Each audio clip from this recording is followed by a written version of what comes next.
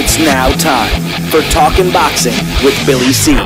It began as a podcast, went live on the net, and transformed into a full-blown empire. It's the only daily boxing talk show on the planet, hosted by the only guy with the balls to do it. Many have stepped into the ring. Many have tried to take the belt. And one by one, they've fallen. Another victim of the undisputed heavyweight champion of Boxing Talk Radio. Talkin' Boxing with Billy C is on now. My style is impetuous, my defense is impregnable, and I'm just ferocious. I want your heart.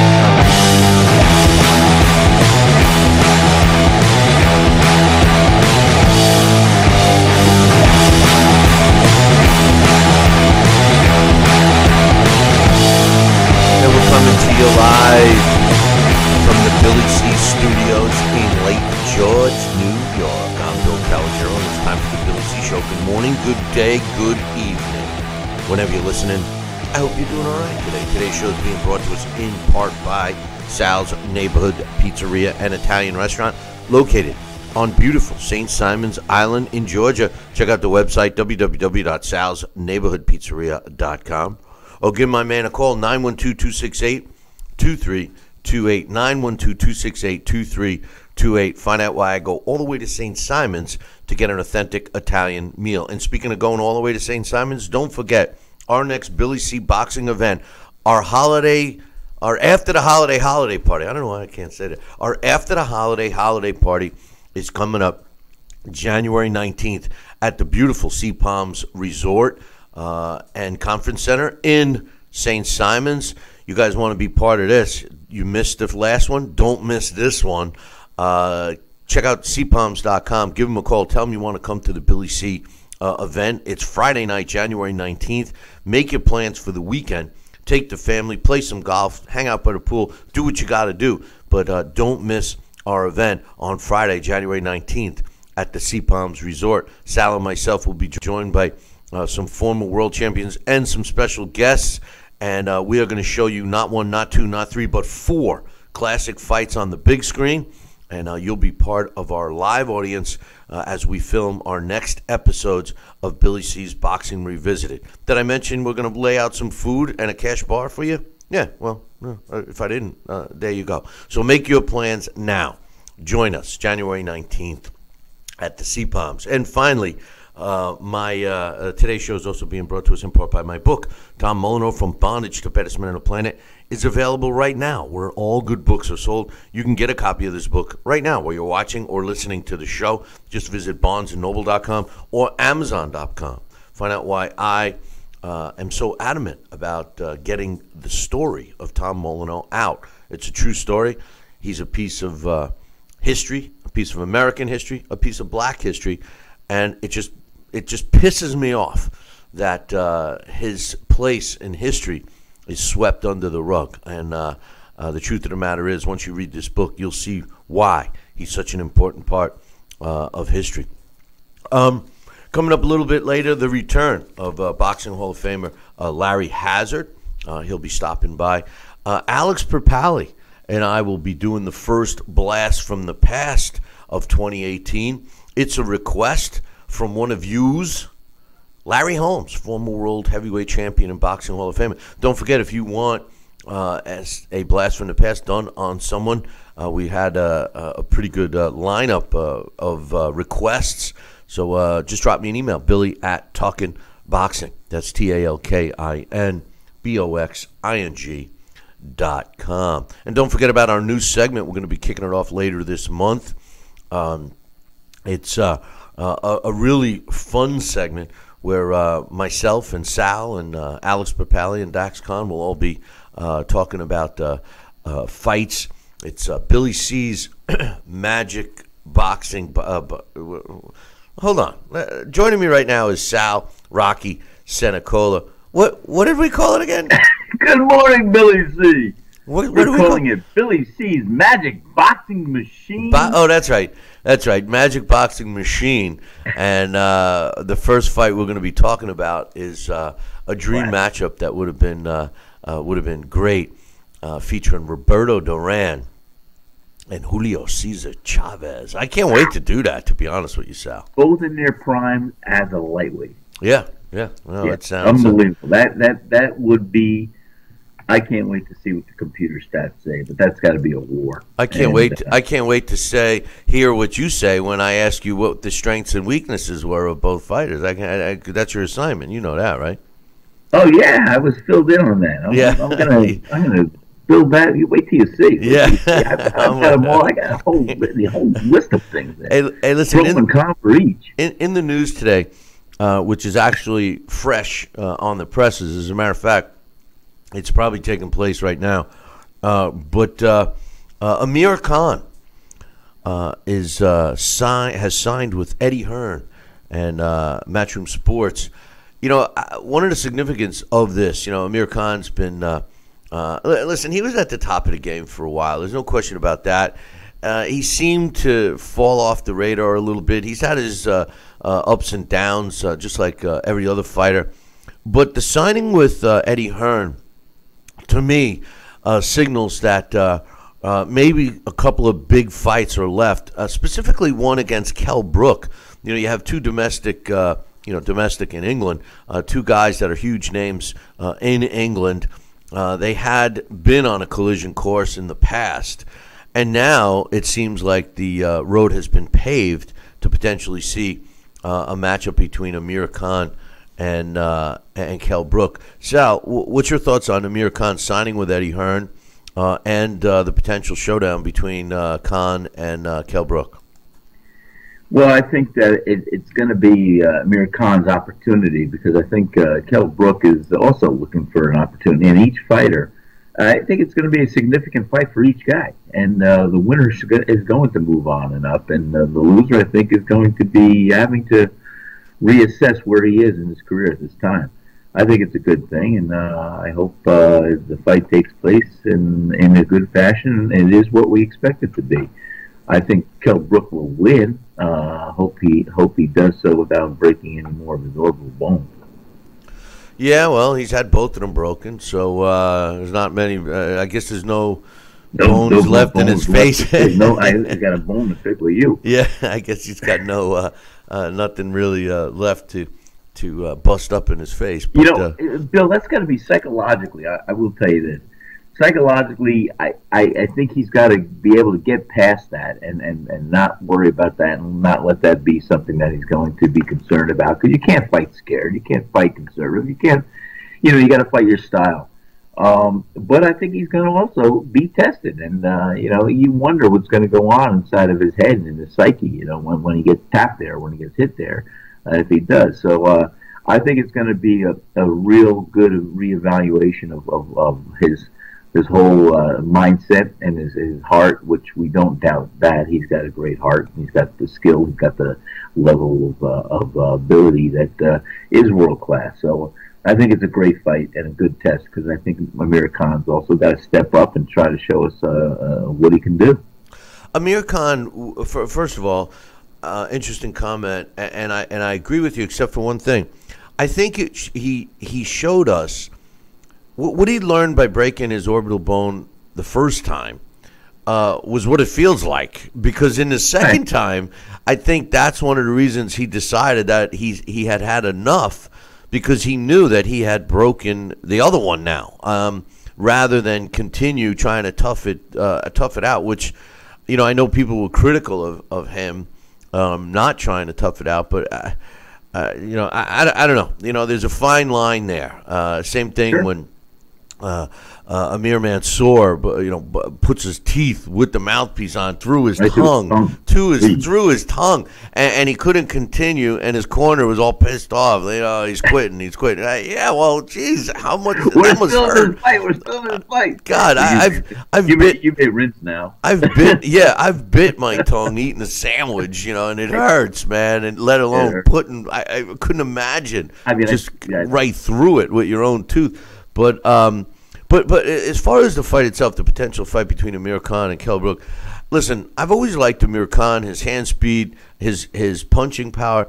the knock on him was a suspect chin, even though, of late or in his last several fights, he got knocked out, but he fought bigger guys. I mean, I thought that improved, but I just don't think.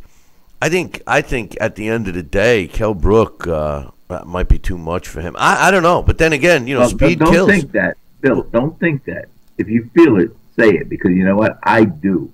I do think that. I think Kell Brook is going to destroy him. Well, if you don't think it, say it. No, but what the thing is Amir Khan is no slouch, and Kell Brook. I mean, Amir Khan's got the hand speed, and speed kills. If he can land punches and get out of harm's way, it's going to boil down to, can Amir Khan put together a full fight? And what I mean by that is he has shown glimpses of every aspect of the game that is good, except I can't recall when he put it all together in one shot. Like, he has shown punching power.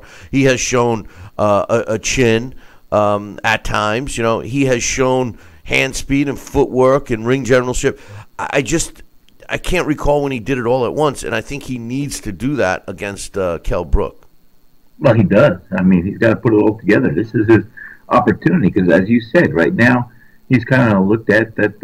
He's got the talent, he's got the ability, he's got the skill set, but sometimes he hasn't been as consistent with victories when he steps up and fights these big guys. So I think this is his opportunity to see what it's all about, where the direction of his career is going to go. Kell Brook, on the other hand, I think this is his way back to give him a little confidence booster, a little opportunity to display his skill set and his level of competition, what he's ready to get back in the ring with. And I see Kell Brook pretty much dominating this entire fight and beating him. Some other news I wanted to talk about real quick is the fact that Tyson Fury has kicked his uncle and longtime trainer and his manager too, Peter Fury, to the side. Now, this is not something he did yesterday, but he's working with a new trainer now, Ben Davidson. And if the name sounds somewhat familiar to you and you can't put your finger on it, this is the young trainer. I'm talking young. He's actually younger than Tyson Fury, who trained Billy Joe Saunders. And we all got to see him when Billy Joe Saunders was up in Canada fighting David Lemieux recently. And according to Tyson Fury, he feels extremely rejuvenated. He loves working with Davison. And Davison feels that, he's got something very special. He said that as far as the training is going, that Tyson Fury is picking up what he's given him very easily and quickly, and apparently he's becoming in great shape very quickly. We all were kidding about how fat Tyson Fury was, but according to multiple reports, his weight is falling off. He seems rejuvenated and revigorated. He's challenging himself in sparring and working out in the gym. And he feels very positive to get back in the mix. Keep in mind, he is the linear champ, and he's still undefeated. So it's going to be interesting to see if Ben Davison will be able to help Tyson Fury get back on top. He's made no secrets about the fact that he wants to fight Anthony Joshua. So we'll see. What's your thoughts about him kicking a longtime trainer to the curb, which happened to have been his manager and uncle, Peter Fury, and taking on a new trainer at this stage of his career? Well, I think that if this is remember, what's the definition of insanity? Doing the same thing over and over again without and expecting different results. I mean, he's had a few holes in his corner with the training camp, with his psyche, with his opposition. Well, I mean, with his mindset of late. And you know what? If he needs a clean change and he needs some things to motivate him and to get him in a proper mindset and back into the ring in a good shape, I think, why not change trainers? like he did, and let's go under the tutelage of what an outsider may see that no one else inside has been able to see. And let's figure this guy out. Let's let him blossom and evolve into the champion that he claims and that champion he potentially can be again. He's a big guy. He's got the skill set. And, you just got to, somebody like that, you got to harness. You got to get into their mind. You got to understand them. You got to empathize with them, but you got to also be their Boudini Brown and give them confidence and help them pat them on the back so they're sure of what they're doing and everything else. And maybe a new trainer and a new change of scene may just give him a lot of those variables that he's looking for at this time. Normally I don't like when a fighter changes trainers, especially when they've had a trainer for a long time. And my reasons for that are probably the opposite of why some fighters do. They're looking for a change, they're looking for a spark. And then I think that normalcy, that routine, that familiar voice is what they need. And when they kick that to the curb, there's an adjustment process that they may not notice until crunch time, until they're in the fight. But in this case, Tyson Fury had been away for a while. Clearly not in a gym. I mean, he weighed 900 pounds, So I think in this case, this might be adding to his rejuvenation. And I think in Tyson Fury's case, this is going to help him. I mean, obviously Ben Davison has the accolades because of the successful performance that his Billy Joe Saunders fighter put in his last time out. So it's going to be interesting to see, Sal. I agree. In fact, I'm excited to see that. I'm not really a huge Tyson Fury fan, but like I said, if there's going to be some changes and going to be something that we could look at other than what we saw in the last picture, let's see what happens. And I think it's a great catalyst. I think it's a good idea. I think it's a spark he needs, and I think it's something that a change would be good at this stage for him. We got a bunch of emails to read. And there's two that we got from yesterday that I'm going to get to. The one I glanced over this morning, and I absolutely love it and can't wait to read it. But unfortunately, we're going to wait till the end. It's from my man Willie, and we've been talking about one of my all-time favorite movies, Good, the Bad, and the Ugly, and he put down the quotes. I was mentioning Tuco, and it all started when we were like, if you're gonna fight, and I was like, oh, remember the line, if you're gonna shoot, but anyway, we'll get to that a little bit later. Take a bet. Yeah, we'll get to that later. We got some emails now. I want to get out of the way. Jesse says, hey, Billy C and Sal, I can't believe Bama beat the Bulldogs. I had a 29-26 before the game for Georgia. Billy, wow. You think the quarterback freshman for Bama will start next year? You think Sabian saw something in him to make that change? Let me, I've been talking about this since the game, which was an outrageous game in case you guys missed it. I'm an Alabama fan, and I'm a Georgia fan too. So it's not, I knew both teams very well. And the truth of the matter is that was Georgia's game. I mean, I was conceding, Alabama to lose that game.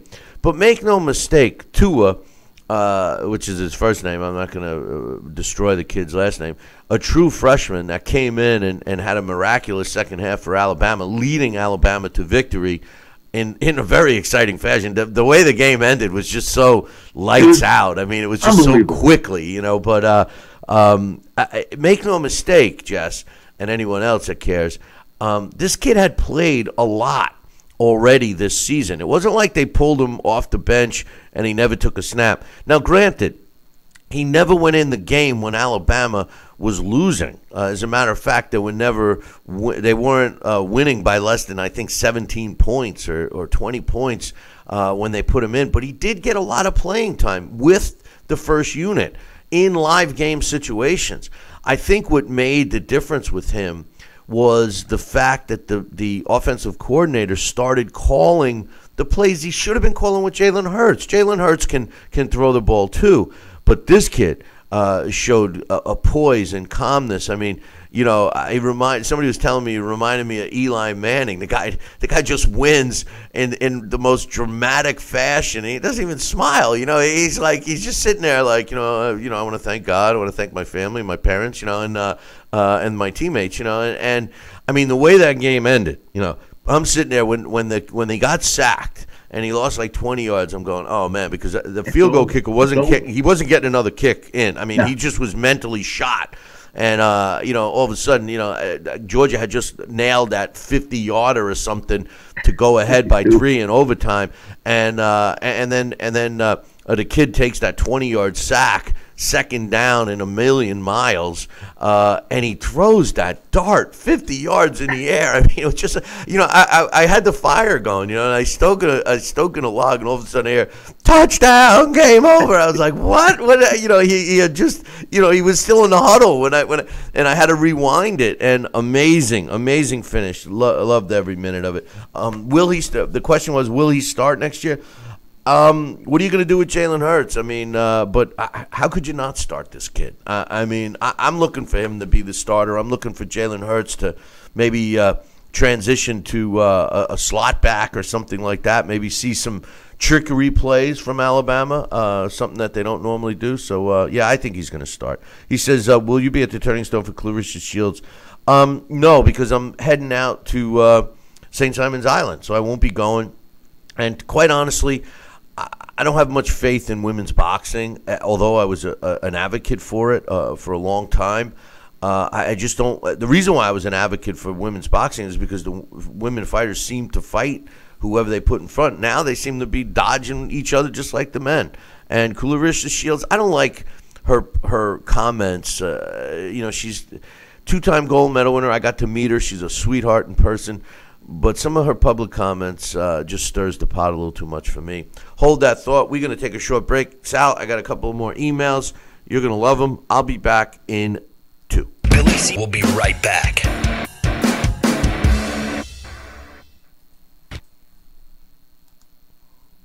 Broken air conditioning, $4,400. Failing refrigerator, $2,500. Don't let outrageous repair and replacement bills like these bust your budget. Get the First American Home Warranty Plan. And when a covered appliance or system breaks, we'll repair it or replace it for you. We had a high-end dishwasher go kaput. They put it in a brand new dishwasher. We have plans that cover air conditioning, most appliances, plus heating, plumbing, electrical systems, and much more. Plans start as low as $25 a month. Why let a major appliance or system breakdown bust your budget or go through the hassle of finding trustworthy service people? Last year alone, we saved our customers over $120 million. Don't wait until something breaks and you're stuck with a huge bill. You save a lot of money. It's absolutely worth it. If you don't have First American Warranty, get it. Call 1-800-946-6234 for your free no-obligation quote. Looks like you're not sleeping well. How did you know? And Megan! Hey, you're that guy. The My Pillow guy. That's right, and I'm here to help you get the best sleep of your lives. Just like all of you out there, I had problems sleeping. I had tried every pillow out there and none of them worked. That's why I invented My Pillow. My patented fill adjusts to your exact individual needs and helps keep your neck aligned. My Pillow will hold its shape all night long, regardless of your sleep position, for the best sleep of your life. Call or go online to order My Pillow Premium, and Mike will give you a second pillow absolutely free. Use the promo code on your screen to get 2 My Pillows for the price of 1. Don't delay. Order now. You're sleeping better. Much better. And you're looking good. Feeling good. I knew you would. For the best night's sleep in the whole wide world, visit mypillow.com. If you or a loved one have had hernia repair surgery with mesh reinforcement and suffered infection, chronic pain, mesh migration, mesh failure, organ damage, or needed additional surgery, call the Rely On Group right now. You may be eligible to receive a cash award and compensation for your medical expenses. Your voice deserves to be heard. Call the Rely On Group to be connected with a personal injury attorney for a free consultation. Call 800-715-4869. That's 800-715-4869. Are you currently on Medicare? In other words, do you carry the red, white, and blue Medicare card? If so, are you suffering from chronic back pain? If you answered yes, you may be eligible for a pain-relieving back brace covered by Medicare at little to no cost, shipped directly to your home for free. These medical-grade back braces are ideal for lower back pain, arthritis, spinal disorders, and other chronic back problems. Will you qualify for a medical-grade back brace? Call Back Brace America at 1-800-290-8300.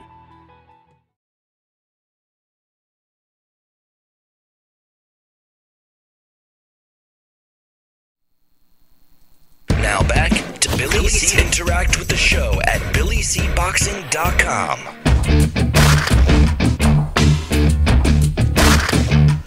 And we're back. You're watching and listening to the Billy C. Show.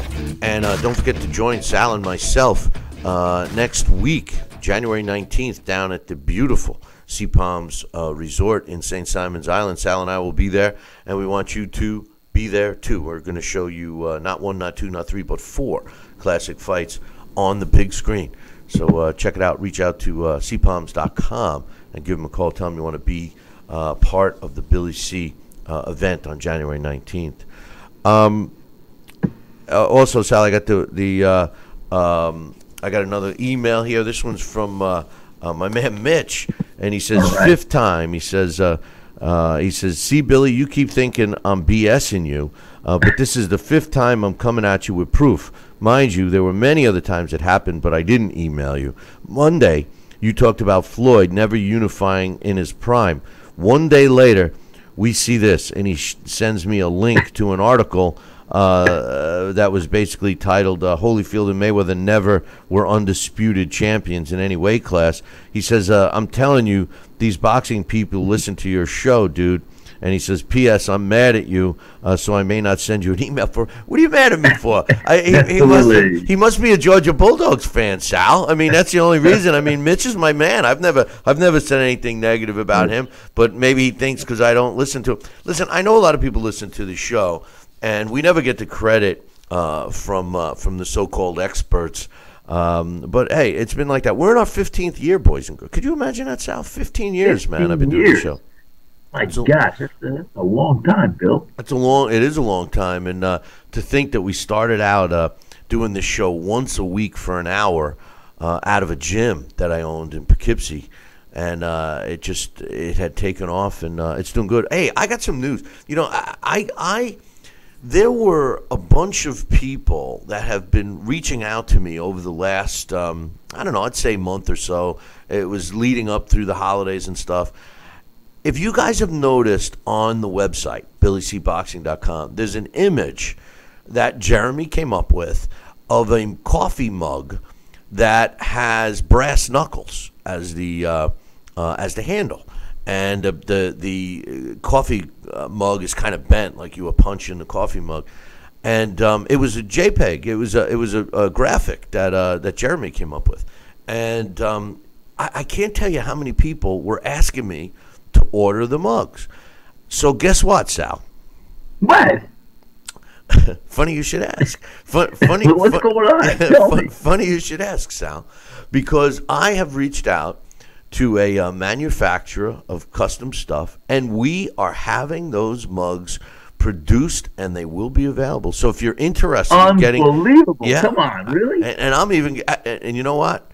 I'm even going to send you one, so you don't have to draw funny faces on mugs. No, I'm gonna. Mugs to mug. So if you're interested in one, you want to get on the list, because we're going to be doing them in batches, because they're all going to be handmade, actually. Drop me an email, Billy@talkinboxing, TalkinBoxing.com. I got another email. This is from my man Johnston. He says, hey, Billy C. and Sal, the latest news from this side of the pond is Anthony Joshua will definitely defend his IBO, IBF, and WBA heavyweight titles against Joseph Parker on March 31st at Cardiff's Principality Stadium. It's a bout that's expected to be formally announced Friday. Can't wait, man. We've been dying for that. He said, should Anthony Joshua be victorious, Eddie Hearn said, we must get the fight out of the way, meaning Parker fight, and then it gives the opportunity to have AJ fight again in August and then in December. We plan on fighting one in America and then Wilder, or we will fight Wilder next, then Tyson Fury. If Fury gets his license, that could be a big fight, but he needs a couple of fights first. We want all the belts by the end of the year. In relation to Tyson Fury's return, he has still yet to even apply for a suspension of his boxing license, despite invitation of the BBSC to do the boards. Robert Smith said, I haven't had any contact with Tyson since the UK decision, UKAD. I spoke to Fury's promoter, Mick Hennessy, before Christmas, but I wanted to get the situation resolved, but I've heard nothing since. It's disappointing, and I don't understand the logic of them not coming to this office to resolve the situation before he gets his suspension lifted and fights again. We need to talk to the man. We need to we need to assess his mental health. We need to see what he's like, and after that, we can advise him on what would be required. I think rumor has it, and that Tyson Fury's signing is not signed with Hennessy anymore. And very well may be signing with Warren, Frank Warren. So I don't know. We'll have to see. He says on Amir Khan, I'm sure you may have heard that Amir Khan's officially linking up with Eddie Hearn. An announcement will be made today, meaning today, actually. He says, which makes fighting Kell Brook a strong possibility. Yep, Sal and I was just talking about that. He says, Khan said, I would like to fight a minimum of 2 times, maybe 3 times this year in 2018. I want to win a 3rd title. He says Khan has publicly come out and said that he has a shock announcement to make for his next fight, looking at some possibilities. Adrian Broner in New York, Keith Thurman, Jeff Horn, Manny Pacquiao, Errol Spence, or rematches with Lamont Peterson and Danny Garcia. But obviously the one everyone wants is Kell Brook. He says Brook could be a fight in the future.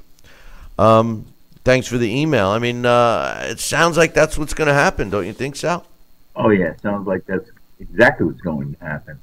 And, hey, I think that's a pretty good itinerary mapped out for this year for Anthony Joshua, too. And, I'd like to see that fight in August be against Deontay Wilder. And, yeah, I think Tyson Fury's got to prove himself a little bit before he does get in the ring with AJ for the World Championship. So I think it's a perfect itinerary, and I think the agenda should map out fairly well.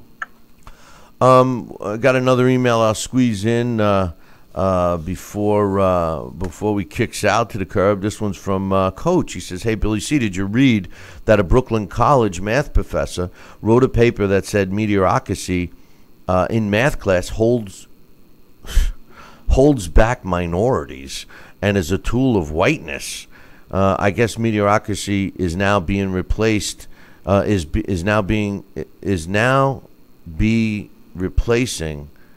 now be replacing everyone. Okay, I guess meritocracy will now be replacing everyone being evaluated or held to the same standards, reinforcing Obama's "everyone gets a trophy" policy. Hoping it's not a move to set up criminal justice reform based on different standards, and in parentheses, Coach put excuses. I hope meritocracy is as a justification doesn't hit our already WWE entertainment over the sport of boxing. He says after further investigating, he says I had to add this. He says an example, Mayweather's, and in quotes he puts, I fought everyone I put in front of me, 50-0 being compared as breaking a heavyweight record. I like that, as I put in front of me, as a heavyweight record held by Rocky Marciano. Let's not forget Mayweather, who could have fought an aging 87-0 career starting Julio Cesar Chavez in 2005, chose to face Arturo Gatti in 2005. To be clear, Gotti had already lost 3 straight fights, 2 of those to Ivan Robinson in December of 98 and 99. Instead, the WWE picker chose Gotti over the 50-0 surpassing legend, and Gotti had just beaten Ivan Robinson in 2005. It is. I can feel Coach's frustration, Sal. I mean, not only sports, but life is competitive. to suggest that mediocrity is a form to keep minorities, what happened to striving to be the best? Does it really matter what color your skin is and how you apply yourself to do well? I just don't get it. I mean, for that matter, what are you going to do? Say, all Asian people are better in math? Come on, man. I mean, what are you going to say? It's stupid. It's ridiculous. I can't believe that people even make those comments. Well, it is a shame too, because but here's where we've come. The benchmark used to be up here, Bill, and we've all strived. Growing up in our generation, we tried to always seek out the best to make ourselves better and to improve. Whether it was a career direction, whether it was this, we were taught at a young age to be the best you can. You've got to do some hard work. You've got to learn. You've got to grow. You've got to do things. No matter what choices you make in life, the direction you're going to go in life. This was the natural pathway of how you evolve to be the best you can be. And, instead of, and we used to put our hands up for people to help to lift us up to get to that next level. But we were wanting to learn and strive and do the work along the way to climb that mountain. Now, instead, people are putting their hands up, not to be lifted, but to pull everybody else down to their level. And that's how this whole direction of eliteness or motivation or mediocrity have now blended together into just what it is, mediocrity. There are those that still stand out, those that still strive to be the best, those that still grow mentally, physically, or however they can to be the best in their endeavors or their choice of field and direction. But a lot of times, society as a whole has accepted what people cannot achieve into now saying, okay, everybody is on the same program, the same level. And it's a shame on that level alone, because it takes away from the spirit and, as you said, the participation trophies everybody's going to take for granted. And that's gonna hurt us as a society, I believe. Just to correct something, Coach is correcting me in the chat room.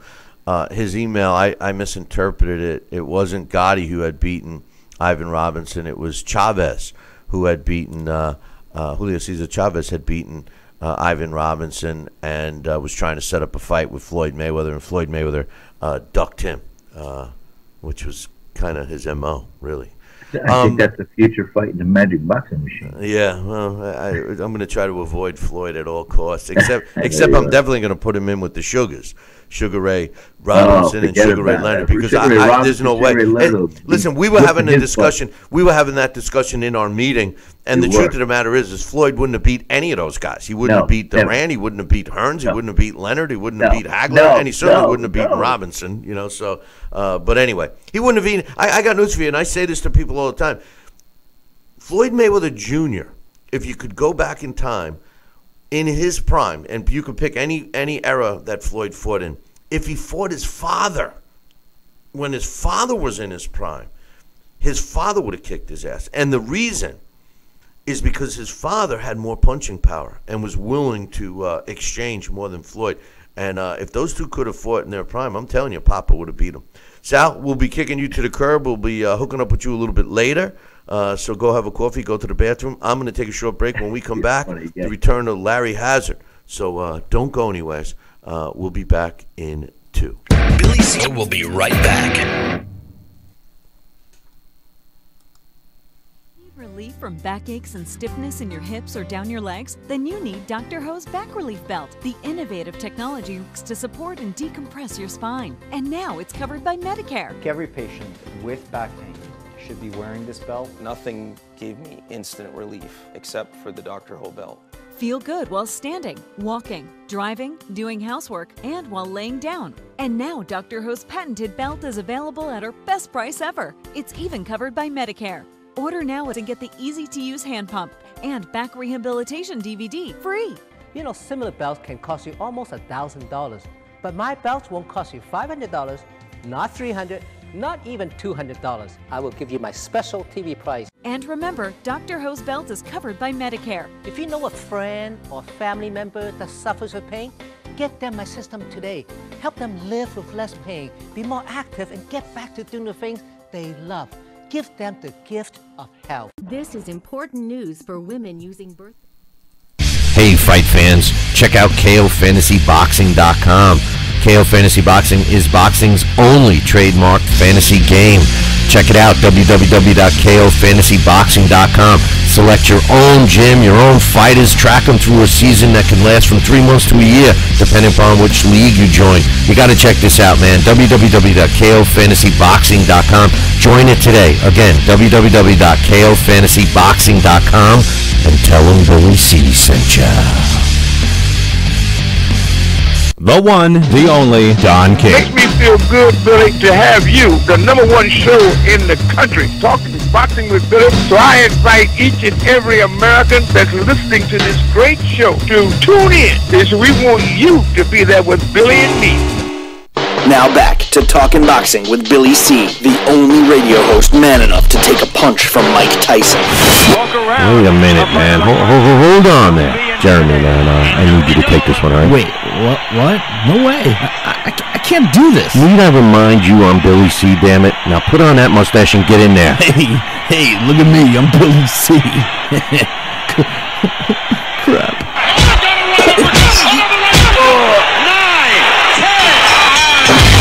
Undisputed heavyweight champion of Boxing Talk Radio. It's Talking Boxing with Billy C. Now back to Billy C. Interact with the show at BillyCBoxing.com.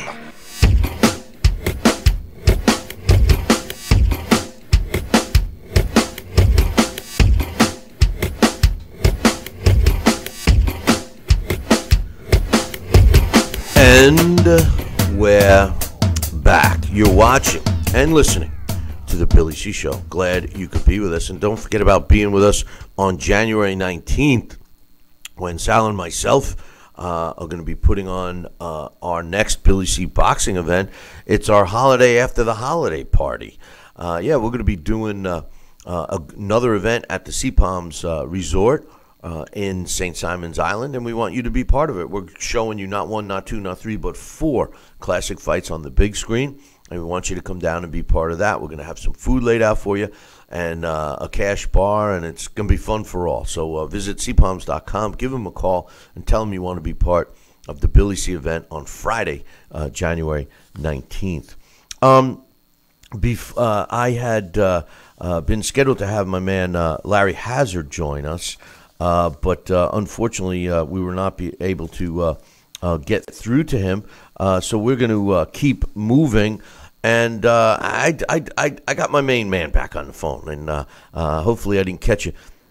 I didn't catch you with your pants down in the toilet, did I? No, I was just online paying bills for my business. Hey, don't worry. Paying my gas bill for my ovens and my stove, and all of a sudden I heard the phone ring. I said, "Let me grab my headphone. I'm back on." Well, hopefully. Thank you so much. I'm here for you, Bill. I'm here. You know what I say? I say to people, don't worry about paying the bills, man. What can they do? Just shut your business down. You know, let everybody else pay them. This is true. Let everyone else pay. You know, I mean, why should you strive to be the best? Why should you strive and have your restaurant be as good as it is? Screw it. Let somebody else do it for you, Sal. Absolutely. You know, That's it. I'm bringing a participation trophy down for you. Thank you, Bill. I really appreciate that. That'll go right on my Mickey Mantle. Yeah, there you. I just made that up. We got. Let's continue with some emails.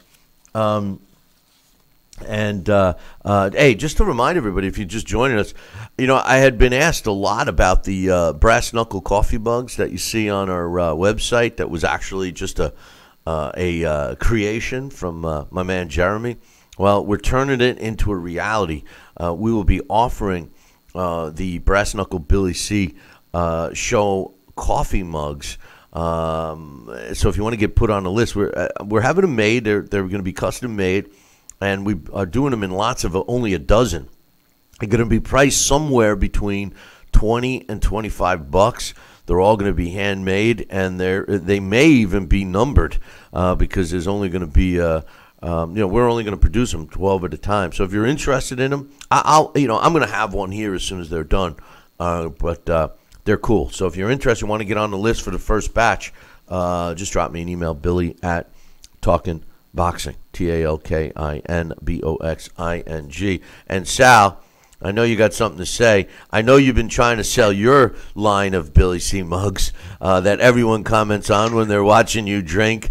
And Sal's are handmade too. All it took was a big giant white mug and a Sharpie. And he created the Billy C. mug. He wanted me to put that on the mugs. Can you guys believe that? He wanted me to take that. Okay, you know what I think you should put on a mug? I think you should put like on one side, I like the idea of the brass knuckles, the whole thing, but put a boxing glove and make the boxing glove upside down like that. Put your eyes inside the mitt and put the thumb, a smile or something, and put a mustache somewhere in the middle of it. That would be a great mug.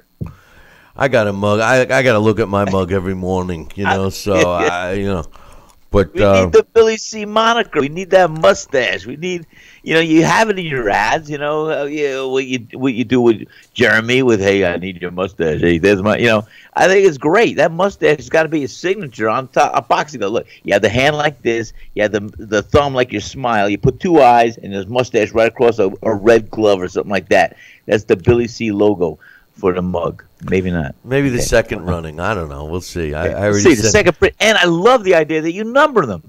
Put like 1/1,000,000, because we're gonna make 1,000,000 mugs by the time it's all said and done. Put 2/1,000,000, and then you have a drawing at the end of the year, and you see who has the mug that you pick to win, and you get an all expense paid trip to the Bahamas or something else with the proceeds for the mug. That sounds good, but let's go on. Yeah, You better quit. You never know when to stop, do you? You always got to push it that one step further. Let's move on. I was a big fan of One Step Beyond. Remember that series? Let's move on. And today Alex is going to be coming on in about 20 minutes, and we're going to be doing our blast from the past. And I just want to say congratulations to Alabama football. What bothers me? The one thing that I've always been able to do with my show is talk about what I want, and we make the rules here, Sal. And I got somebody in the chat room saying no more football talk. Give me a break. I'm going to talk about football as much as I want. You don't like it? Don't listen. What can I say? We don't force anybody to listen. But anyway. Larry Holmes is our blast from the past today. Alex is going to be coming on in a little bit. But I got an email from my man Jeff from Pennsylvania, and the title of it was about Larry Holmes. And I didn't get a chance to read this yesterday, Coach is saying, what about the Alabama linebacker swinging at the coach? You'll never see him play for Alabama again. The guy took a shot at one of the assistants on the sideline. Stupid thing. He's lucky he didn't get a flag thrown on the reason why he took a shot at his coach. He punched one of the Georgia players on a special teams play. But anyway, he sent an email. Now, remember when you and I were talking about Larry Holmes? With a possible dream matchup with George Foreman. It was a fight that those two guys could have had, but it never took place. And you made the statement, if I remember correctly, it went something along the lines of George Foreman would have killed Larry Holmes, and people were saying all of that. Well, Jeff disagrees with us. He says, hey, Billy C., I'm not so sure I agree with you and Sal on Holmes versus Foreman. Both were great. Foreman became so much more likable. It's true. Larry Holmes was never a likable guy, and even in person, the times that I've met him, he's such a businessman through and through. I mean, it's all about the money with him, But anyway, that's why he's so successful. He says, but you have to understand that Holmes came right after Ali and felt greatly disrespected by the writers and the pundits. You see, and before I move on, Jeff, this was one of the reasons I did not like him. And the fact is, and I talk about this all the time, and Sal, I want your opinion too. Yeah. In boxing, you don't need to coax writers and media, et cetera, or writers / media to give you respect. It's easy to get respect. All you got to do is perform in the ring. Larry Holmes was so bent on demanding respect, similar to Lennox Lewis, is that every time there was a microphone in front of him, or any time there was a writer with a pen, he started saying, "I don't get the respect. I'm a great fighter, this and that." Remember, this is the same guy that said that Rocky Marciano couldn't hold his jock strap, which pissed a lot of old-time fight fans off. Boxing is a beautiful sport because the guys that don't say anything can get accolades by performing. It's that clear. Now, I'm not suggesting that Larry Holmes didn't perform, because he certainly proved himself, but he certainly didn't have to do all the crying and carrying on like he did. Just like Lennox Lewis. Lennox Lewis changed the complexion of the heavyweight division, but there was a trail of tears from after every fight, him saying how he wasn't respected by the media. But what's your thoughts, Sal? It's funny, and I could think about this 100 different ways, but my initial thoughts were exactly shared with the same feelings you had when I used to see Larry Holmes right after Muhammad Ali. He always seemed to whine or cry out that he's in the shadow of the greatest, or in the shadow of Muhammad Ali, and he's got to prove himself. And Larry Holmes, his efforts proved himself. I think it was just that he was looking for it at a time that he had to overemphasize or state it.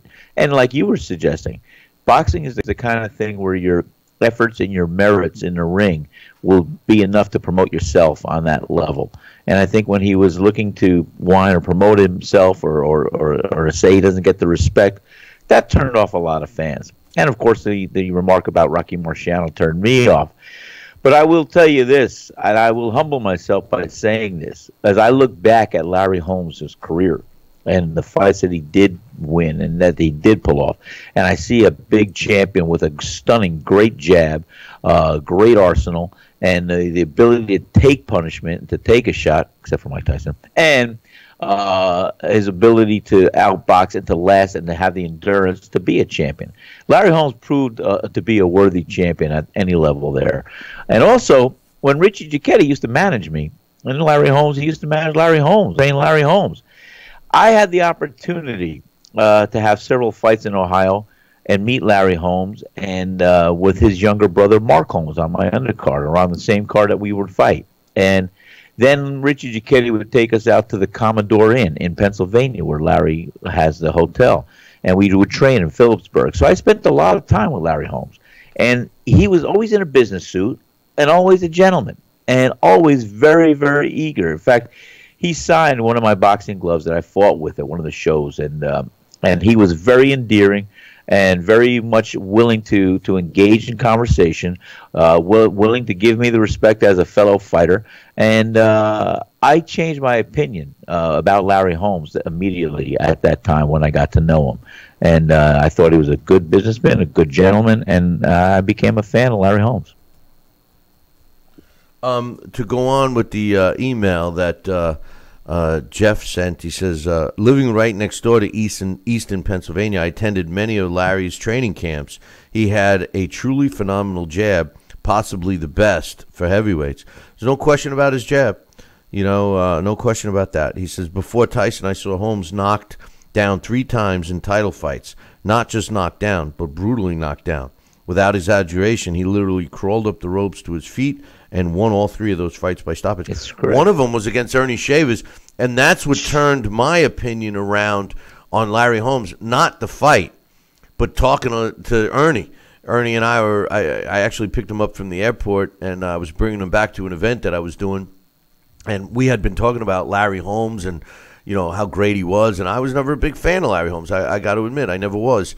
And I said to Ernie, I said, listen, what's the story?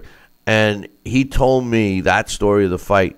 And basically he says, and I thought I killed Larry Holmes. He says, and as they're counting, he's all of a sudden I saw Larry Holmes just look at me out of the corner of his eye with his face still down on the mat. And he said he started watching him climb up those ropes. He says he barely made the count of 10. They let him continue. And he said, he ended up catching me and knocking me out, meaning Ernie said that. And he said, yes, Billy C., Larry Holmes is one of the greatest fighters of all time. And I started changing my tune on Larry. I definitely agree with Jeff here. He says, I believe, much like Trump, in public he would fight back negative comments with less than politically correct replies. But in person, he loved all of his fans and, surprisingly, was very generous with his time. I took my young children to his restaurant just before the first day of school, and he sat down with us and was very gentle and kind to them. He was truly a gentle giant. I tell friends Larry Holmes' best defense was his unbelievable pride. If he was down or hurt, it truly embarrassed him, and his sheer pride brought him back to victory. Larry versus George, what a great fight that would have been. I believe that the sharp-hitting jab and ring movement would ultimately bring Larry the victory if they fought in their primes. Quick last point versus Tyson. Larry began to take fights for money. He was way removed from his prime and, frankly, eased his way through training. Great fight poster, though. When you look at the fight against the potential fight between Larry Holmes, and thanks for the email, Jeff, great email. If you look at that fight, and you have to say to yourself, well, which George Foreman?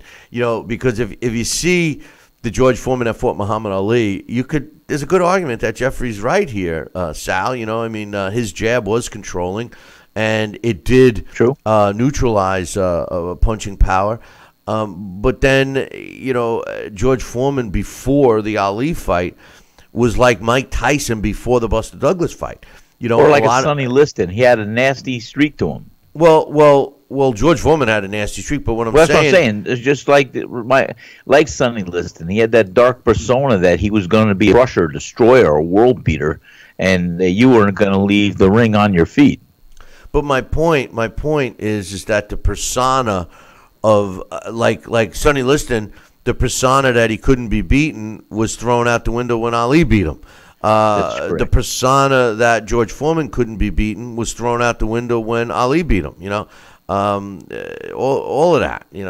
So my point though is if Larry Holmes fought George Foreman, and the fight was, if they were both in their prime, and the fight was obviously it couldn't have been before the Ali fight with Foreman. They had to both be undefeated. Yeah, exactly. They would have had to both be undefeated.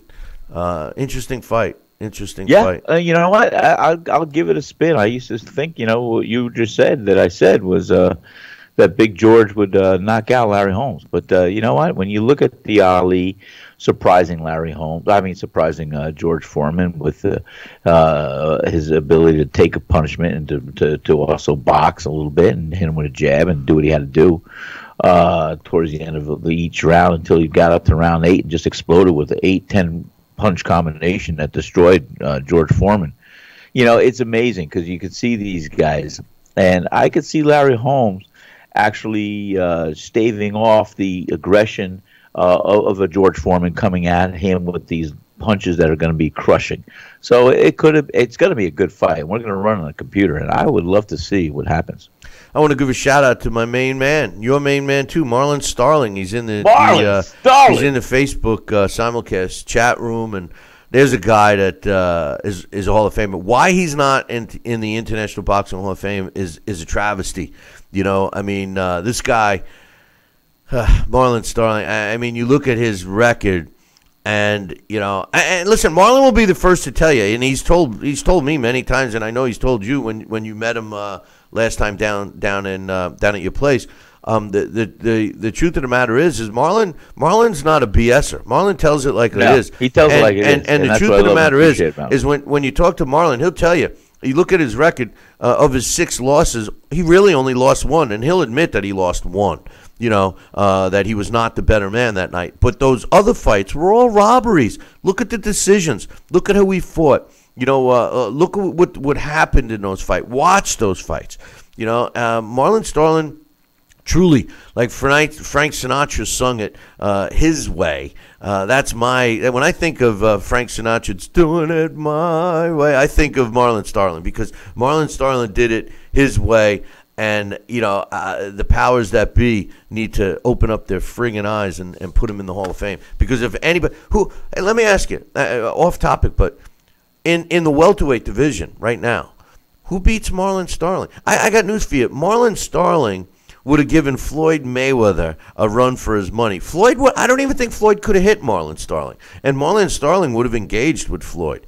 I don't know. You look at the welterweights today. Anybody that's watched boxing in the 80s saw Marlon Starling because he was on TV a lot. I'm not so sure there was many more fighters in his era that were on TV as much as Marlon. Why he's not in the Hall of Fame really pisses me off. Well, I think we should all get up there for this year's induction and I think we should go up there and have Marlon we'll have a reunion up there. I think we should do that. Have our table up there, have a meet and greet people, and try to approach the powers that may be and campaign for Marlon to maybe be on the ballot next year. Yeah, well, unfortunately, I think. Listen, I'll call it like it is. Ed Brophy, he wants money. He wants people to buy their way in. And I think people should earn their way in. I mean, Marlon certainly earned his way. Hey, listen, it was easy to put Hall of Famers in back in the day because there was no doubt about it. But today, I mean, give me a break. But anyway, let's get back to some emails. Dax sent me an email, and he said, "What's your thoughts on the WBC giving the 2017 Performance of the Year award to Deontay Wilder with his win over Stavern in their rematch?" The WBC said Wilder knocked out Stavern in dramatic fashion. He resembled the best version of Muhammad Ali, displayed the jab of Larry Holmes with the aggression of Mike Tyson. They also put him at number 1 in their top 10 pound-for-pound listing. Listen, hey, listen. You know what? Talk about lowering the benchmark. Mauricio Suleiman, we had a great time with him on this show, and I respect Maurice as I did his pops. But give me an effing break about this. Deontay Wilder may have punching power. There's no doubt. Nobody, and the guy definitely has some talent. But you're telling me the Performance of the Year against a guy that didn't even try to fight it? The only way you could win Performance of the Year is if you were fighting against a guy that was equally in shape and equally as good, and that was not the case. Stavern was out of shape, was a fat pig, didn't even try to win that fight, was knocked out, was looking for a soft place to lay down from the beginning of the fight, displayed a jab of Larry Holmes. The fight lasted 30 seconds. The fight wasn't even a full, come on, it didn't even go one round. With the aggression of Mike Tyson, anybody that attacks you, if you want to say that's the aggression of Mike Tyson, fine. But you're telling me that it resembled the best version of Muhammad Ali, the jab of Larry Holmes? Come on, man. What? I think Mauricio was hitting a bottle a little bit. What do you think? Bill, I saw that email. I retorted and gave you my opinion, what I thought. But to hear you say it again, I mean, it's ludicrous. And I'll tell you what, no, it did not show. And I give me, I give Deontay Wilder credit where others may not. But this, no way in shape, could I ever acknowledge and agree with that email. No way. And I think it's very short-sighted on Mr. Solomon's part. Yeah, ridiculous. I think he's over-chomping on that bit. Yeah, I'm not saying Deontay Wilder can't earn that place, can't do this, but look at these guys, who they fought. They fought the best of the best at every turn they could fight until there was no more bodies to fight. These guys were in the mecca of their career, and to no fault of their own, they just faced everybody and were willing to face everybody. That's when I shift back and I say that was the difference back then. When you were a champion or you were a contender or you were the best, you sought out and you made the best fights happen. Here, we got to pull teeth and wait for the promoters or wait for the managers or wait for the fighters to say, hey, we're going to get in the ring and dance. It doesn't happen. They're not seeking out. Because you know what? If they did, you would have seen Canelo Alvarez and Triple G already signed, sealed, and delivered. You would have seen Deontay Wilder and Anthony Joshua already signed, sealed, and delivered. You would have seen some of these big fights already signed, sealed, and delivered. Instead of, as you say, marinate and do this and do that, forget about it. That's the difference between this era in boxing and the old one. The only bit that he should have in his mouth is a horse bit at this point. I just want to give a shout out to my man Jason Gonzalez. He's reminding me today is George Foreman's birthday. Hey, you know, really? So happy birthday, George, Big George. Happy birthday, Big George. I love George Foreman. And his brother George. I wish my brother George was here. that was Bugs Bunny. Peter Lorre, right? Well, it was Peter Lorre, but Bugs Bunny Lorre. did the impression of Peter Lorre. I wish my brother George was here. You know, but anyway. Listen, we're going to take a break. When I come back, I'm scheduled to have Alex Papali come on, and we're going to be doing our blast from the past on Larry Holmes. Then we're going to get Sal back on, and I got one of my favorite emails that I've already read that my man Willie sent me based on our conversation that we were having last week about the good, the bad, and the ugly. My man Tuco, and he put together a list of Tuco's crimes, and we're going to get to that a little bit later. But Sal. You go, and truly, you'll definitely get a break this time because I see Alex is available. So I hope all is well with my man Larry, but because he never misses an episode, that's for sure. But in any event, Sal, hang tight. We'll be back to you in a little bit. And in the meantime, for the rest of you guys out there, don't go nowhere because when we come back, we're scheduled to have Alex Papali join us. And we're going to be doing this week's Blast from the Past. And it's on the one and only Larry Holmes. We'll be back in 2. Billy C will be right back. Part of the Billy C Boxing Network. Snacking has never been this exciting. At Graze.com, we combine wholesome ingredients with the flavors we all love to create over 100 exciting snacks. Like these. We'd love to send you a Graze sampler box for free. Just go to Graze.com, enter the code ENJOY36, and we'll mail your free box to your home or office. Join thousands of Grazers already in love with our exciting snacks. So come to Graze.com for your first box free.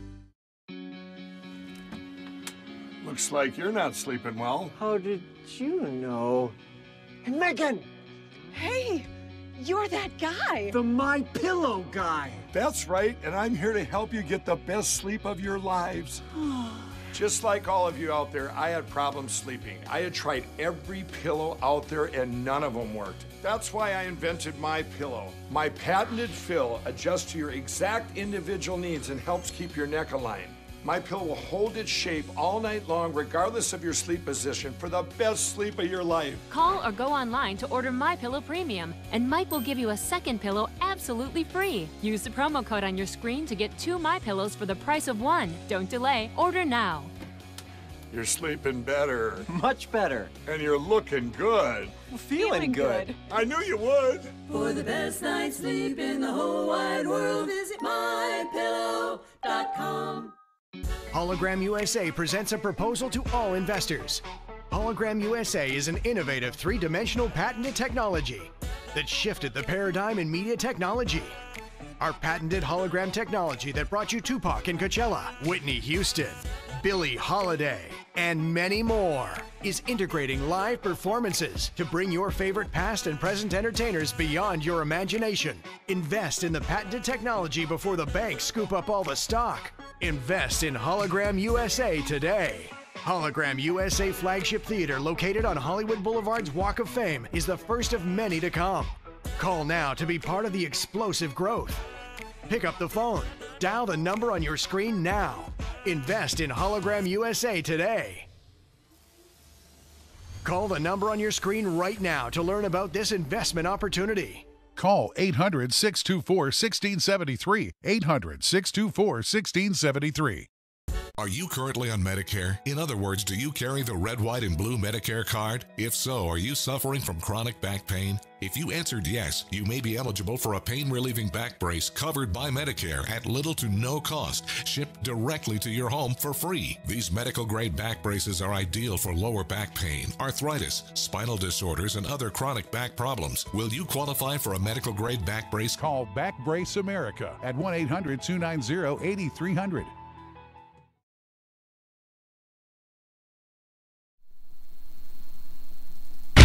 Check out BillyCBoxing.com now, or feel the wrath of the mighty mustache. Oh, that hurts! Why are you doing that to my face? I hate you! That's BillyCBoxing.com. Consider this your warning. Now back to Talkin' Boxing with Billy C. He may not have an Excellence in Broadcasting award, but the night's still young. And he's got martinis. So you never know what may be by morning. It's Talkin' Boxing with Billy C. Talkin' Boxing with Billy C.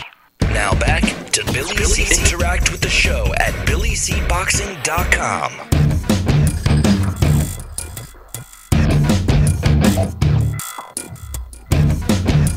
And we're back. You're watching and listening to the Billy C. Show. Glad you could be with us. And speaking of being with us, don't forget to be with us on Friday, January 19th.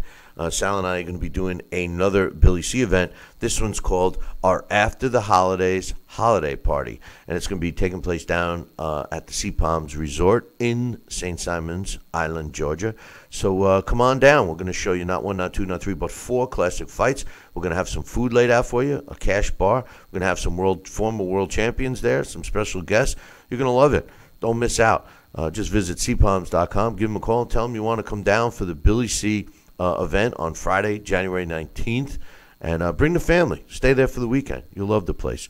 Before we went to break, I gave a shout-out to George Foreman. It was his birthday. My man Jason Gonzalez reminded me of that. He also reminded me, and I forgot, that it's also Felix Tito Trinidad's birthday. So happy birthday to the former Puerto Rican superstar, because he certainly was, Tito Trinidad.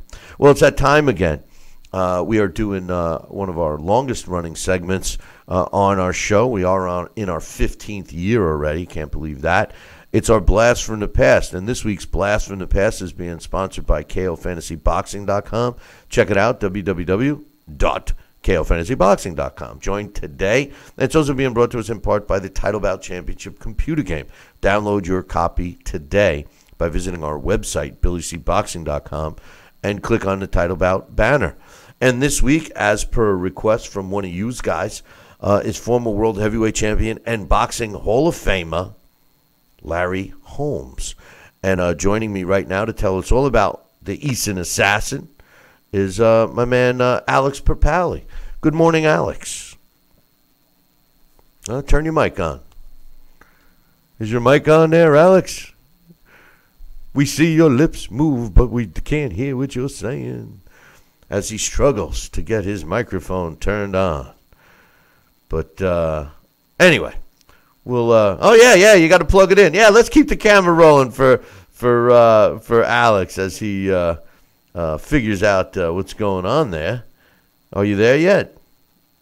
No. You might want to check your Skype setting. Make sure you got it hooked up to the right mic. Because sometimes I'm going to take the camera off so people can't see the perplexed look on Alex's face. And as soon as he starts talking, we'll know that we have him live. Nope, still can't hear you, my man. And there we go. You're starting to cook with gas now. Oh, can you hear me? We got you now. Can you hear me now? Yeah, we got you now, Alex. Okay, great. Jeez. Wow, that's weird. Yeah, because it the sound was fine, but no mic. Yeah, well, hey, we're glad to have you back. Sorry about that. Yeah. I was like looking at the camera a little. Yeah, I know. And like what you guys should do is go back to this after the show and go and cut out that perplexed look on Alex's face. That I was so kind enough to make sure the camera shot was on. I did not mean to do that, Alex. I forget that everyone else is watching as I'm talking to you on my screen. You know, it's like, oh geez, yeah, everybody else is seeing it. That's the look of in the face of modern technology. Yeah, I just don't know. I just hit the button. What are you talking about? Hey, you know what's going to look good on this show? When you two have a brass knuckle coffee mug of Billy C. Because did you hear that I'm having those made? No, that sounds great. Yeah, no. For the handle will be brass knuckles? Yeah, did you ever see the logo that Jeremy made up on the website? Oh, no, I got to check that out. Yeah, it's actually part of the images when you guys upload stories, but he came up with a mug, and the handle was brass knuckles, and he had it like punching the mug, and the mug was kind of bent around the brass knuckles. And I got so many inquiries about buying them. You know, I'm like, oh, geez, I never thought of that, you know. So I reached out to a custom, it's actually a clay. This guy makes all kinds of, plates and dishes and cups and all kinds of stuff out of clay. And, they're, microwavable, they're dishwasher safe. I mean, they're really nice mugs. And he's going to custom make one for us to those specs. So we're in the process of that now. So I'm looking forward to it. But anyway, Larry Holmes, our blast from the past. Tell us about this guy. Yeah, Larry Holmes, this guy, in terms of heavyweight badasses, this is definitely one of them.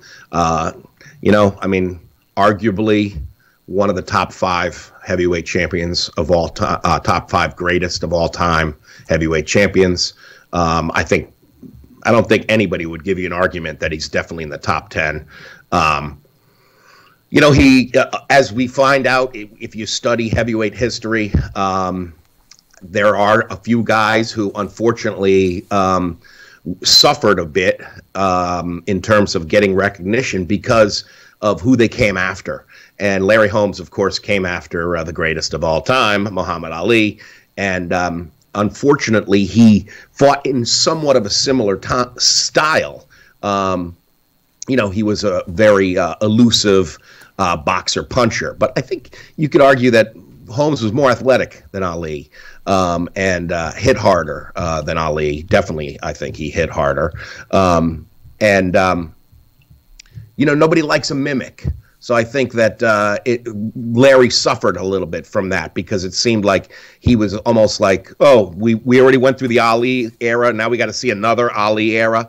And he didn't distinguish himself. And maybe that's in part why I think you have that really sad bout where he actually defeated Ali is because, there needed to be that in boxing, of course, it happens quite often. You need to have that exchange of the past great handing over to the new great and of today, and that usually happens by blood combat. So it had to be to some degree.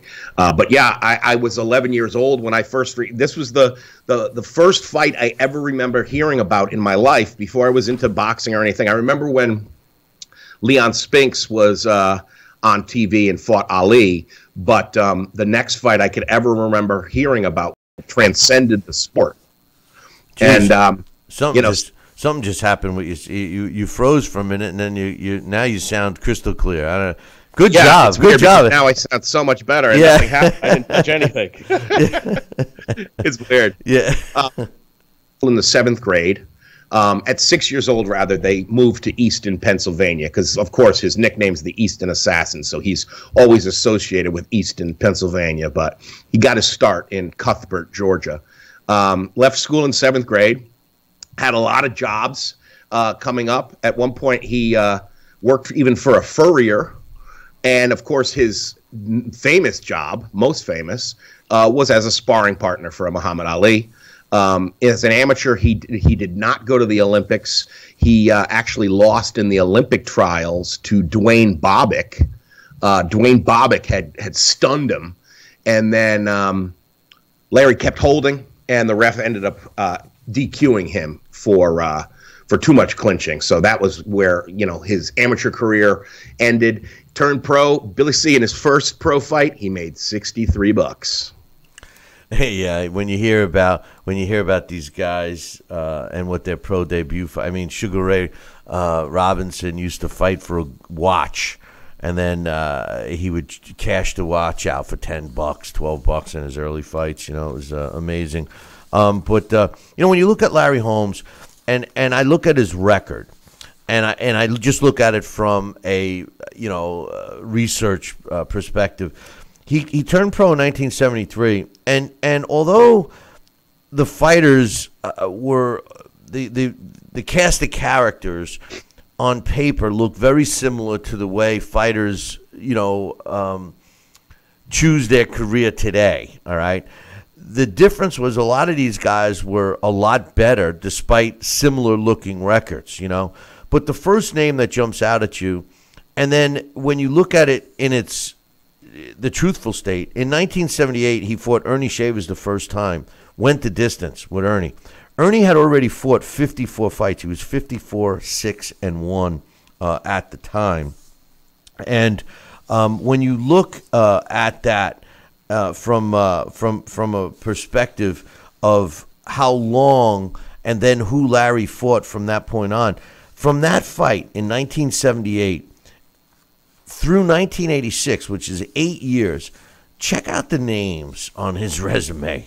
I mean, it's amazing, Alex. He wins the title, Kenny Norton, Alfredo Evangelista, which is a good fighter, even Ossie Queso, Mike Weaver, Ernie Shavers again, Scott Ledoux was a tough fighter out of Canada, Muhammad Ali, Trevor Berbick when he was, a really good fighter. Leon Spinks, Ronaldo Snipes was undefeated. The fight you mentioned, Jerry Cooney, the fight that got Howard Cosell sick to watch. Randall Cobb was a tough guy. Tim Witherspoon, Scott Frank, James Bone Crusher Smith, David Bay, Carl the Truth Williams, and then his 2 fights with Michael Spinks. I mean, it can't really, even myself, when I read this now, and I say to myself, how could I not have given this guy the credit when for so long I didn't?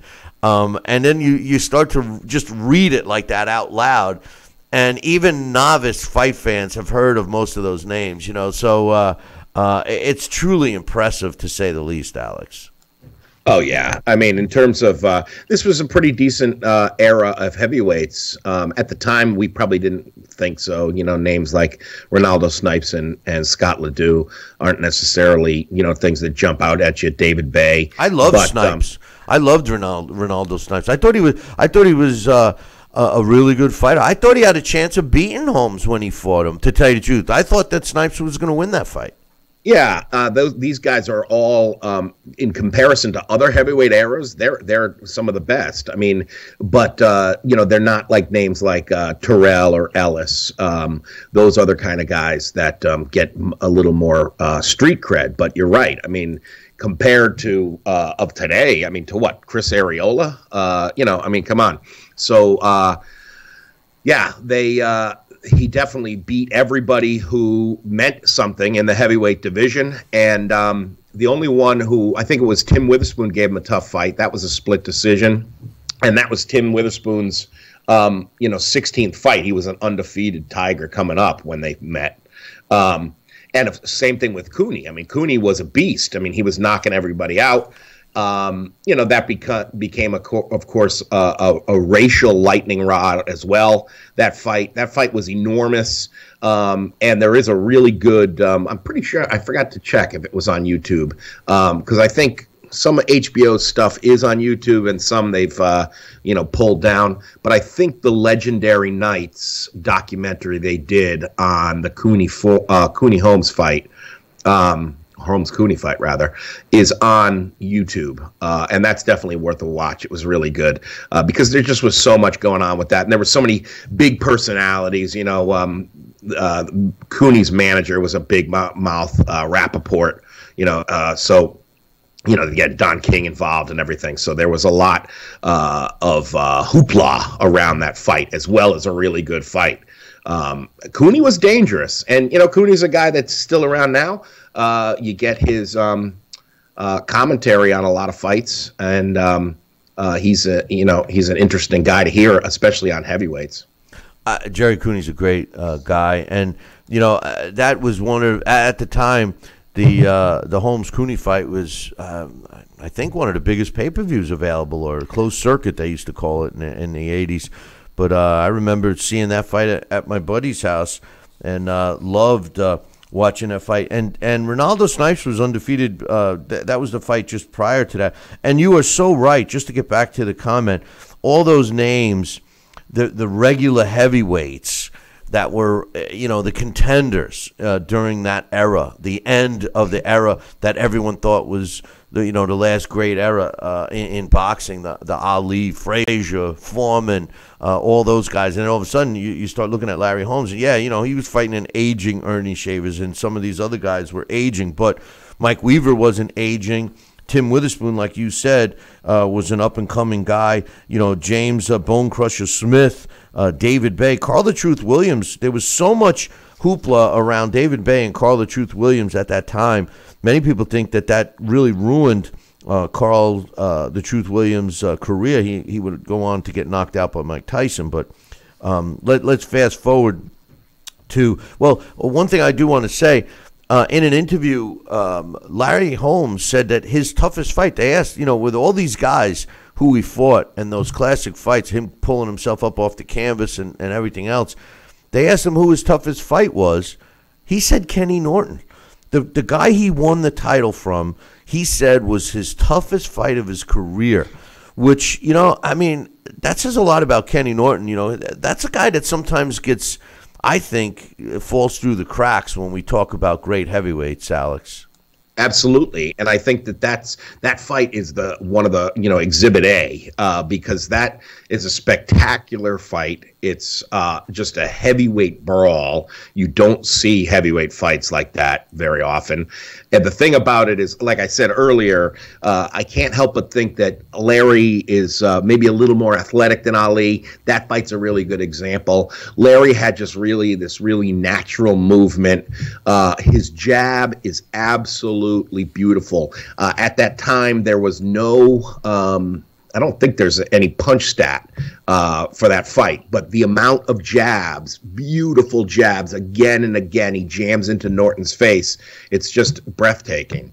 And it does have, it's funny because it's not a ring fight of the year, and I don't think it had I think the final round is a contender for round of the year, but I don't think, I double-checked, and it did not win either one of those awards, but it must have been in the contendership because it's an incredible fight. And, the thing, I think Larry also gets knocks on his career. He doesn't jump to mind when people think of the other great heavyweight champions. The names like Ali, Lewis, Marciano, and, unfortunately, Tyson always comes in there, and Tyson does not deserve it.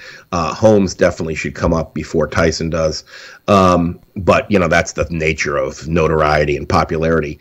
Because Holmes was always, Holmes lost a lot of credibility or turned fans off, at least, when in one of his darkest moments, he made that statement about Marciano, where it came after the loss. That was a very disputed decision to Michael Spinks that, prevented him from tying Marciano's record of 49-0. That was his 49th fight. And he lost, and he said, that Marciano couldn't carry my jockstrap. And something, I kind of think he's not that he couldn't carry his jockstrap, but if they fought, Holmes would beat his ass. Marciano was little. That's my opinion. But Larry has always been a guy with a bit of a chip on his shoulder, and I think that turned people off. He's entirely self-made, so you got to give a guy credit like that. And the thing about him is that when he was coming up, he paid his dues. When he got a black eye from Ali in sparring, that was like one of his proudest moments. He went all around saying, "Look, this is what I got at work. The champ gave me this." So, it's not like he, I think some of the reputation he gets because of the Marciano comment is unfortunate. Well, his leap in a single bound chasing Trevor Berbick over parked cars was another famous one. But Remember that? Yeah, that is one of the classic street fight, heavyweight fights. Is his fight with Trevor Burke. He runs right over a car. I know, I know. But you're right. First of all, the thing about Larry Holmes, and just to comment, I know we got to speed it up here, but I know just to comment. The difference, people could make the argument, well, Muhammad Ali had the best jab. Well, you see, the difference between the two jabs, and I think you put it in perspective perfectly, Alex. Muhammad Ali, when he threw a jab, it was a jab, and it was an effective jab, but he most of the time was on his toes. Most of the time he was moving around, and it was a nuisance jab. When Larry Holmes hit you with a jab, it was a powerful, stinging jab, and it was in your face all the time. He wasn't on his toes like Ali. He wasn't dancing as much as Ali, but he employed the jab like no other. When you get to that fight, the Michael Spinks fight, he was ready to tie Marciano's record. Michael Spinks, I thought Michael Spinks beat him in the first fight. And I think that he beat him because he was his unorthodox style. He went in, he was darting in and out, he was landing punches, he was stealing them. He stole the fight. That's a perfect example of someone getting a fight stolen from them. And I believe Michael Spinks legitimately won the first fight. However, the rematch, in which it was an official split decision, I thought Larry Holmes won that fight. I thought that if anybody could really cry robbery, it was that fight of the two, not the first, because there was a lot of people that said the first fight was a robbery too, Alex. But I think that Michael Spinks, if we go back and watch that fight, Michael Spinks stole that fight. He won those rounds by connecting with punches that didn't hurt Larry Holmes, but they scored. The second fight, not so much. Yeah, I think you're right that the second fight definitely looks closer than the first. They're both close fights, and yeah, that's an interesting thing. I didn't do this, but I wonder if you put them in against each other 100 times on the Magic Boxing Machine, how they would do if it would always be close fights. Because I can't help but think that it kind of would. To me, they're almost like this is a middleweight fight, but Jermaine Taylor and Hopkins, both times they fought, very close fights. You could argue could have gone either way. And I think that was the same thing. There's people vehemently who say Holmes won them both, just like there's people who vehemently say Hopkins won both those fights. When people will always say, well, Larry Holmes fought Mike Tyson. He was over the hill. He was this. He was that. Well, consider this. He was controlling the heavyweight division for those 8 years, from 1978 through 1986. He lost the back-to-back fights against Michael Spinks and kind of turned his back on the sport of boxing for a little bit until the phone call came for him to fight Mike Tyson. Yes, he was 39 years old, but he was still Larry Holmes. And quite honestly, that to me was the passing of the torch. Just like when we saw Larry Holmes beat Muhammad Ali in a fight where Muhammad Ali was well past his prime. Then we all had to suffer through Muhammad Ali fighting again against Trevor Burbick. But, unfortunately in the sport of boxing, that passing of the torch usually is when one fighter is young, up and coming, strong and powerful, and he's fighting against the previous world champion who has seen better days. And that was a classic matchup in 1988 between Mike Tyson and Larry Holmes. Mike Tyson was too young, too strong for Larry Holmes, and ultimately knocked him out. You would think that would have been the end of Larry Holmes, right? Wrong. Larry Holmes comes back a couple of years after that. And you know what? People could say what they want about Larry Holmes trying to get another world title shot. As a matter of fact, he got 3 more if you count the IBO one. But he did beat some, good fighters. How about Ray Mercer? Handing Ray Mercer his first loss. Ray Mercer was 18-0 when he fought Larry Holmes, and Holmes beat him. He lost to Holyfield. He had a couple of good wins, but Oliver McCauley lost a shot at the title, and Brian Nielsen, he had a shot at the IBO title in Denmark. But we were just talking about this fight. It was Butterbean. He fought Butterbean in 2002 and won a 10-round decision. That was a payday, huh? That's right. He went 10 tough rounds with Eric Esch. And he actually, Butterbean is credited with a knockdown in the final round, but it looks more like a brush down. Yeah, there's no doubt about it. I mean, I know we got a hard break, but there's two little jokes I got to get in here. Because Larry is such an engaging guy. Even the people that don't care for him, they got to admit, he's got some pretty funny stories.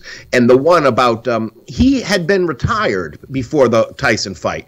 And Don King came to him and said, Larry, I got to fight for you. I got to fight for you. And Larry was like, Don, you know I'm retired. I don't want to fight anybody. Who do you want me to fight? And he said, Mike Tyson. He said, Mike Tyson? You crazy? I can't beat Mike Tyson. And he said, Larry, I'll give you $3.5 million. Larry said, where do I sign? Yeah. and so, but you're right. Then in 2 years later, in 91, he was out fishing with some friends and they were talking and he said to his friends, I could come back and beat a lot of these guys and within 2 years I could fight for a title. And he was right. 5 fights later, he fights an undefeated Ray Mercer, beats him by unanimous decision. Mercer at the time was 18-0. Then his next fight, he fights Evander Holyfield. Goes 12 tough rounds with him. That was an entirely different animal than the Holmes that fought Mike Tyson. So yeah, I mean, he did just like George Foreman, his rival, because that's a fight that never happened, and he really wish it did. And his when he's inducted into the Hall of Fame, his speech is great, and he does. He needles everyone, and of course, one of his biggest targets is Big George. And one of the things he said is. When he's thanking his wife, he said, I don't know if I'm a good man, but I got a good-ass woman. And then when he was talking about the Foreman grill, even that he has a problem with. And he said, I don't understand the Foreman grill. If you don't want your hamburgers to be greasy, you're crazy.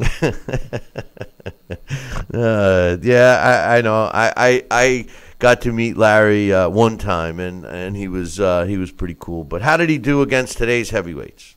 He did very well and dominated tremendously. When he fights my man Anthony Joshua, Larry beats him and beats him quick. Stops him at 2 minutes and 11 seconds of round number 2. When they fight 100 times, Larry wins 87, loses only 7. They draw 6 times. Holmes scores 32 KOs. And when he fights Deontay Wilder, Larry matches up a little differently with him. Holmes wins unanimous decision, 3 scores of 116 to 110. When they fight 100 times, Larry dominates.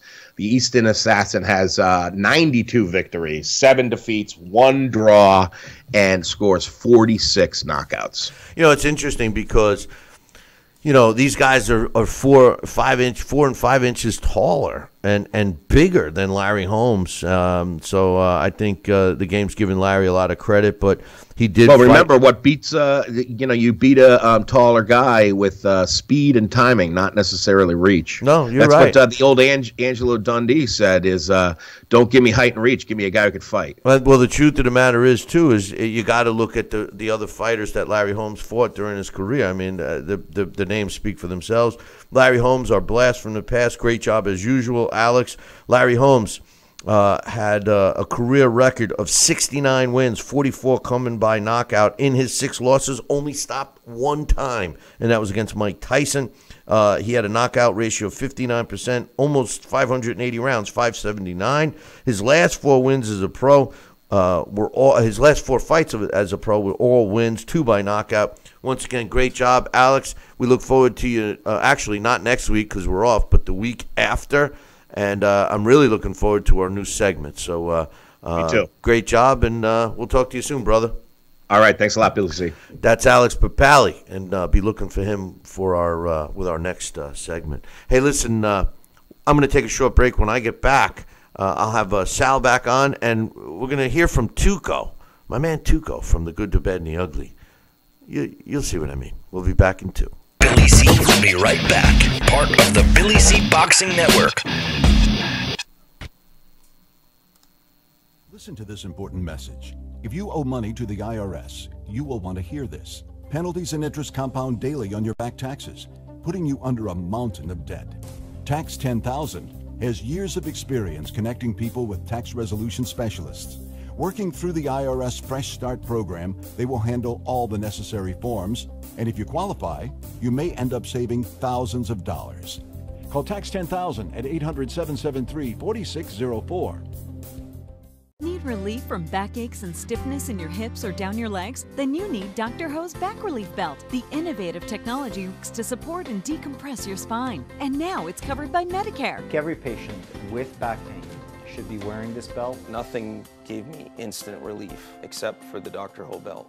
Feel good while standing, walking, driving, doing housework, and while laying down. And now Dr. Ho's patented belt is available at our best price ever. It's even covered by Medicare. Order now and get the easy-to-use hand pump and back rehabilitation DVD free. You know, similar belts can cost you almost $1,000, but my belts won't cost you $500, not $300, not even $200. I will give you my special TV price. And remember, Dr. Ho's belt is covered by Medicare. If you know a friend or family member that suffers with pain, get them my system today. Help them live with less pain, be more active, and get back to doing the things they love. Give them the gift of health. Broken air conditioning, $4,400. Failing refrigerator, $2,500. Don't let outrageous repair and replacement bills like these bust your budget. Get the First American Home Warranty Plan. And when a covered appliance or system breaks, we'll repair it or replace it for you. We had a high-end dishwasher go kaput. They put it in a brand new dishwasher. We have plans that cover air conditioning, most appliances, plus heating, plumbing, electrical systems, and much more. Plans start as low as $25 a month. Why let a major appliance or system breakdown bust your budget or go through the hassle of finding trustworthy service people? Last year alone, we saved our customers over $120 million. Don't wait until something breaks and you're stuck with a huge bill. You save a lot of money. It's absolutely worth it. If you don't have First American Warranty, get it. Call 1-800-946-6234 for your free no-obligation quote. Are you currently on Medicare? In other words, do you carry the red, white, and blue? Check out BillyCBoxing.com now, or feel the wrath of the mighty mustache. Oh, that hurts! Why are you doing that to my face? I hate you. That's BillyCBoxing.com. Consider this your warning. Now back to Billy C. Interact with the show at BillyCBoxing.com.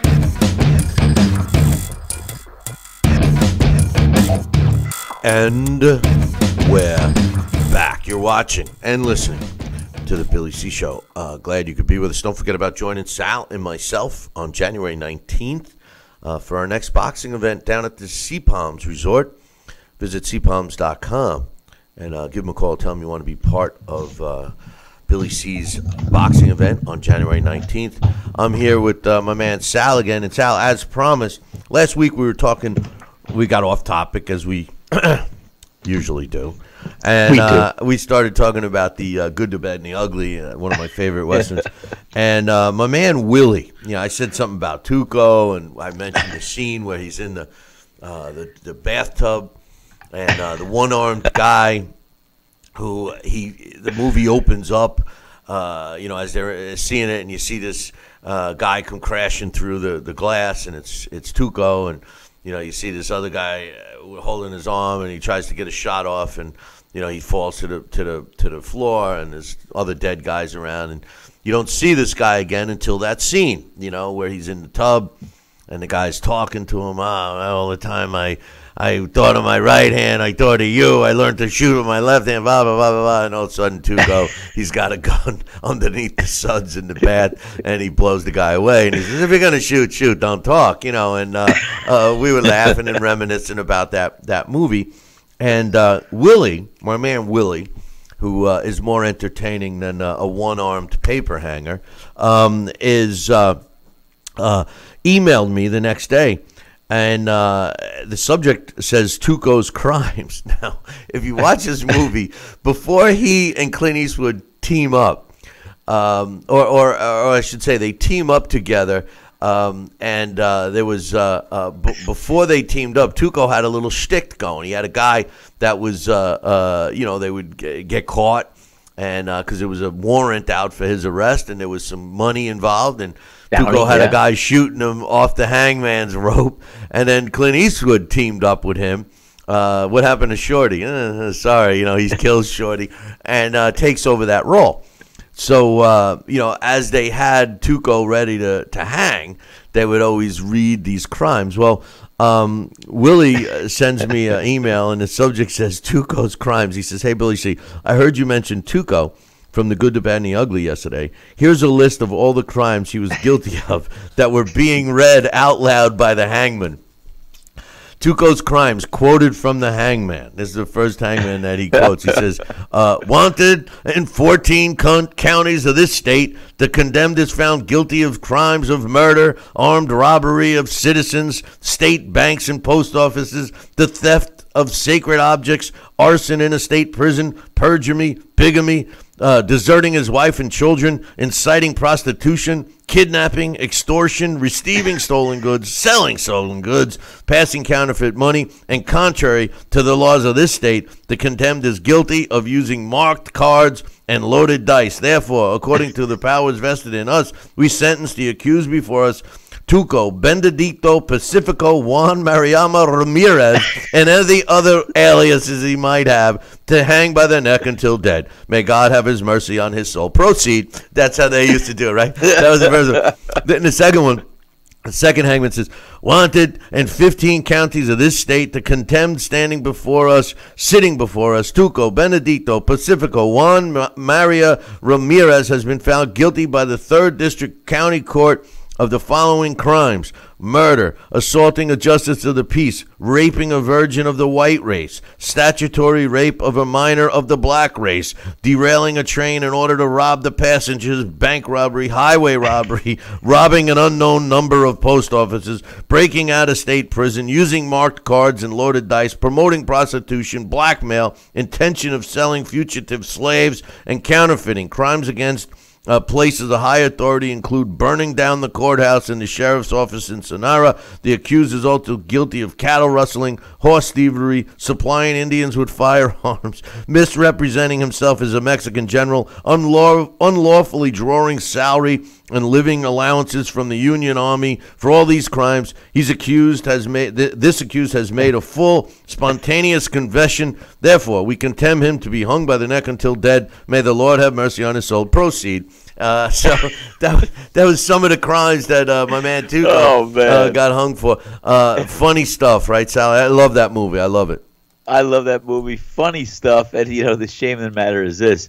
Today, he has some of those, half of those crimes.